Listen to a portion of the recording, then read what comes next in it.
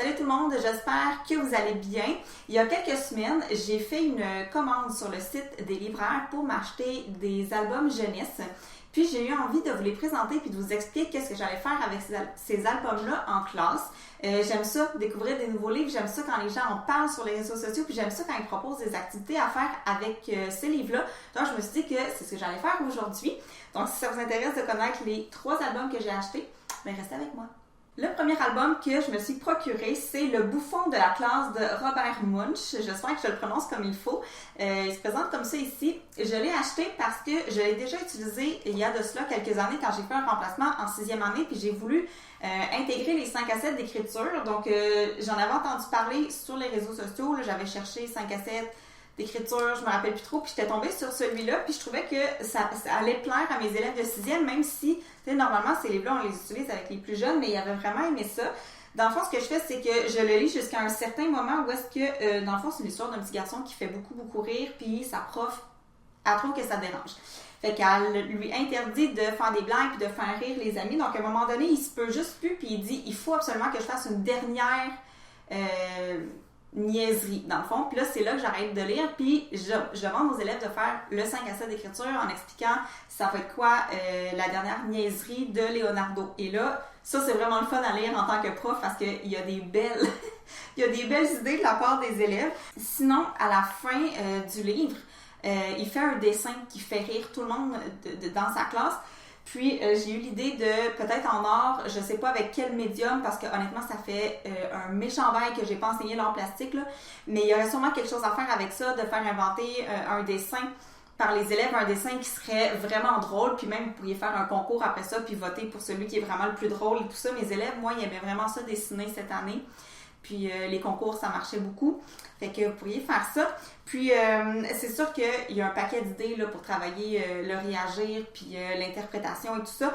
Mais moi, ce que j'ai trouvé qui serait intéressant à faire avec ça, c'est que l'enseignante, tout au long, elle n'arrête pas de chicaner Leonardo, puis elle chicane aussi les élèves parce qu'elle veut qu'ils arrêtent de rire, puis ça dérange tout le monde. Fait que j'ai pensé qu'on pourrait poser la question aux enfants, qu'est-ce que tu penses de l'attitude de Madame Gomez? Donc, aller s'appuyer des exemples du texte, puis de réagir par rapport à cette enseignante-là dans l'histoire. Fait que voilà pour ce livre-là. Si jamais vous l'avez puis que vous l'utilisez de différentes manières en classe, n'hésitez vraiment pas à me laisser tout ça dans les commentaires. Ça me ferait vraiment plaisir.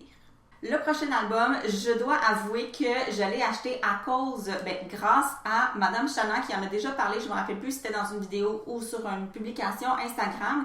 Il s'agit de l'album 12 oiseaux de Renée Robitaille. Je me rappelle qu'elle en avait parlé puis ça m'avait vraiment intriguée au niveau du thème dans ce livre-là. Je pensais que ça pourrait vraiment interpeller mes élèves. Dans le fond, je pense que c'est elle qui disait de l'utiliser en ECR pour parler de c'est comme une histoire de téléphone arabe là, qu'on répète puis finalement tout se déforme puis c'est vraiment plus ce qui a été dit au début. Fait que je pense que ce serait vraiment efficace de l'utiliser pour tout ce qui est des rumeurs ou raconter des choses qu'on n'est même pas certain qu'on a bien compris ou qui sont vraies. Pour vrai, je pense que je l'utiliserais même à partir du 2e cycle parce que c'est des problématiques qu'on rencontre souvent, puis avec nos grands aussi, là, des fois, ils répètent des affaires, puis je suis comme, mais qui est-ce qui t'a dit ça? Des fois, c'est des affaires sur la gestion de l'école. Il m'arrive, hey, c'est vrai qu'on n'aura plus de semaine de relâche, comme, qui t'a dit ça? Puis là, on finit par creuser, puis se rendre compte que peut-être que la source n'était pas fiable. Fait que je pense que je l'utiliserais de cette façon-là, mais ce qui m'a vraiment frappée dans ce livre-là, plus que le thème, c'est les images qui sont vraiment belles. Si je peux vous montrer une page, voilà, avec des illustrations d'oiseaux, là, c'est coloré, c'est vraiment joli. Puis aussi, il y a beaucoup d'utilisation du papier journal, comme des espèces de déchirures de papier journal sur les oiseaux. Fait que je pense qu'il y aurait vraiment quelque chose à faire en art plastique avec ça. Il y a vraiment des belles couleurs, puis je sais pas, le thème des oiseaux, je l'aime beaucoup aussi. Puis avec le journal, ça fait comme une touche originale, je trouve.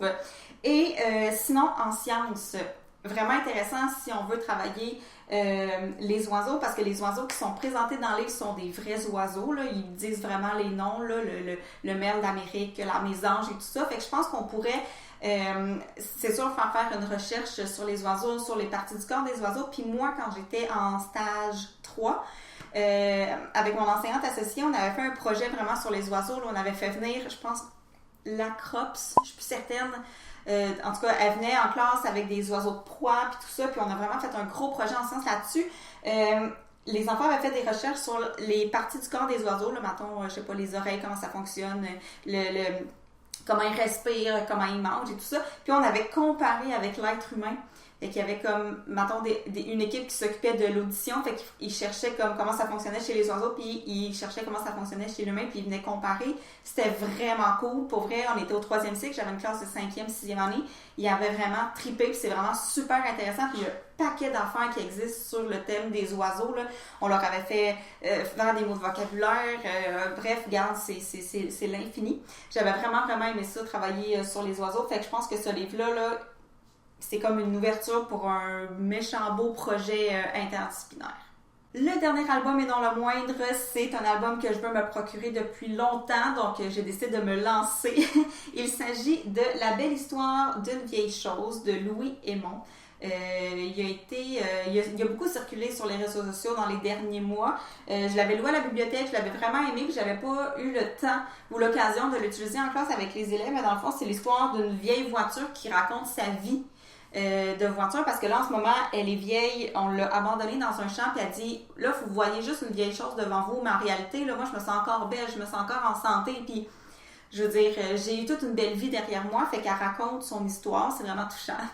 Donc ce que je ferais avec ça, c'est évidemment premièrement un 5 à 7 d'écriture où est-ce que les élèves pourraient raconter l'histoire d'une vieille chose qu'ils ont à la maison, soit qui leur appartient, ou soit une vieille chose qui appartient à leurs parents. Tu sais, un objet là, qu'ils n'ont jamais vu leurs parents utiliser, mais qui traînent dans la maison depuis l'éternité. Fait qu'ils pourraient faire ça, puis en même temps, je pense qu'ils pourraient même faire une présentation orale après ça avec cette écriture-là, tu sais, emmener l'objet, le montrer, expliquer à quoi ça sert. Moi, j'avais fait ça, je pense, j'étais en 5e ou en 6e année. Puis c'était un projet en lien avec l'univers social, puis j'avais trouvé un objet chez nous là, qui appartenait genre à mon grand-père, puis je savais même pas c'était quoi. Fait que j'avais fait une recherche, puis après ça, je l'avais présenté en classe. C'est sûr qu'ils pourraient présenter aussi, tu sais, ils pourraient présenter un vieil objet, mais ils pourraient aussi présenter un objet qu'ils aiment beaucoup, parce que, dans le fond, la voiture, là, elle a été vraiment beaucoup aimée par son propriétaire, fait que ça pourrait aussi être tout simplement un objet qui tient à cœur aux élèves. En écriture aussi, à part un 5 à 7, on pourrait faire une entrevue avec un grand-parent, hein, parce que ça parle du passé, ça parle du fait que, oui, maintenant je suis vieille peut-être, mais j'ai vécu pas mal des belles affaires dans ma vie que t'es peut-être pas au courant. Fait que ça serait intéressant que les enfants puissent, mettons, composer des questions, fait qu'on pourrait travailler les formes de comment on compose des questions.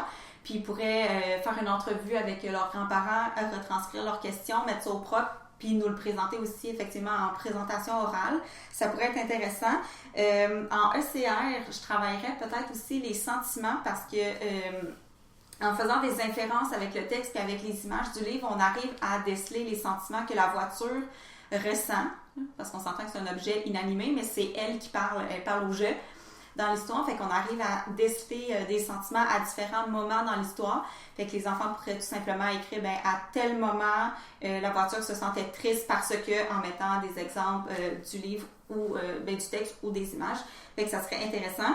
Puis il y a des liens aussi à faire en ECR, parce que ça se passe pas en 2020, cette histoire-là, là, parce qu'au début, la voiture, elle raconte que son propriétaire a rencontré sa femme au cinéparc, puis le cinéparc, c'était encore avec des haut-parleurs, là, c'était même pas avec la radio dans la voiture, fait qu'on peut vraiment faire un saut dans le temps puis aller réexpliquer plein d'affaires de comment ça fonctionnait autrefois, là, pour que les enfants puissent mieux comprendre l'époque du livre. Fait que vraiment riche comme album, là, pour vrai, j'ai vraiment hâte de l'utiliser avec les élèves.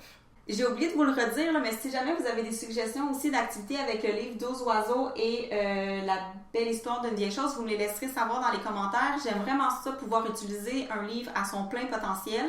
Tu sais, des fois, on lit une fois, on fait une activité, puis on le relit une deuxième fois, puis avec une autre intention de lecture, puis on découvre des nouvelles choses. Fait que gênez-vous pas. Puis si vous avez des coups de cœur d'album en ce moment que vous comptez utiliser au retour en classe, vous les laisserez dans les commentaires. Puis sur ce, on se voit une prochaine fois. Bye!